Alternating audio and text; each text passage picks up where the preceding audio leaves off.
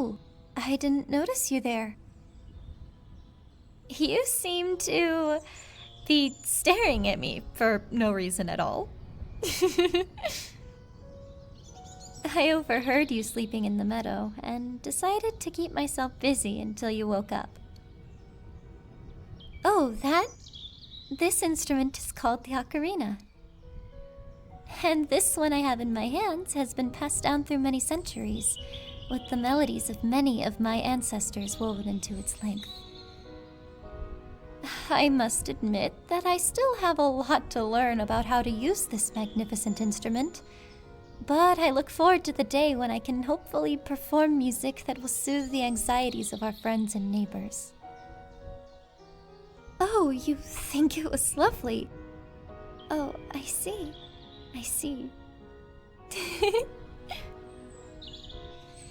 I was just contemplating how much I would enjoy exploring the vastness of the world with you. And my fingers moved on their own. I'm a big dreamer, despite the weight of my responsibilities. As a personal request from our beloved guardian, the great Deku Tree, our village was founded with the intention of safeguarding the precious nature that surrounds us. My selfish goals are, alas, destined to be temporarily shelved. But let's not make it a terrible thing. My imagination is already quite large, my dear friend. In the meantime, we may speculate, share wild fantasies, and daydream together about it, when we are no longer cut off from the rest of the world. The people in Kokiri are recognized for their generosity and willingness to help one another out. We often joke that we're all just one big happy family who just happen to live in various houses. The shared obligation we feel to care for one another and ensure that we always have adequate food, water, and other necessities is what holds us together. As you may know, the great Deku Tree has been instrumental in the development of this entire hamlet, as has the goddess F4A. I guess you could say that I became its spokesperson, but I feel nothing but gratitude for having been chosen for such a significant role. This has meant less frequent contact between us, but I have no doubt that the ties of friendship we forged as children remain as strong as ever. Take note of the way in which the forest greets and consoles each one of us by perceiving our own spirits.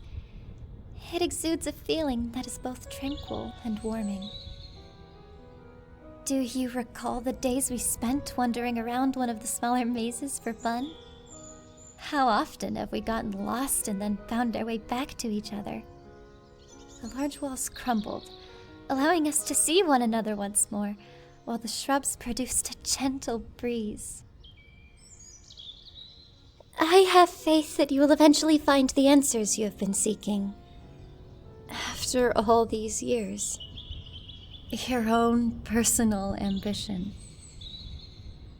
I keep reminding you that it's okay to have your own goals and aspirations, and that you don't have to make my dreams your own. Please know that I am saying this to you as a friend. Nothing would make me happier than to see you satisfied and happy after achieving a goal you have set for yourself. My desire to travel these regions with you is matched only by my awareness of the tremendous obligation I still must meet. A step that I am not sure I am prepared to take. Underneath my wanderlust and daydreams, however, lies a sensitive heart. It feels heavy, sometimes too profound, as though the burden of what lies in this place rests on my shoulders. My entire being is wired for empathy.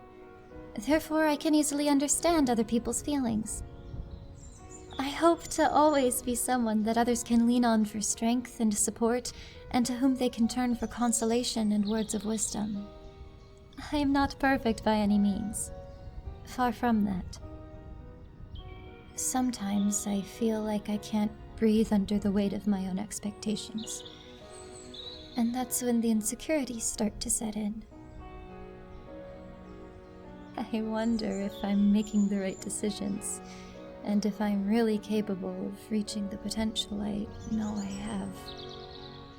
That's when I have to remind myself that perfection is an illusion, and that the path to growth and self-assurance lies in embracing the flaws that make me uniquely myself.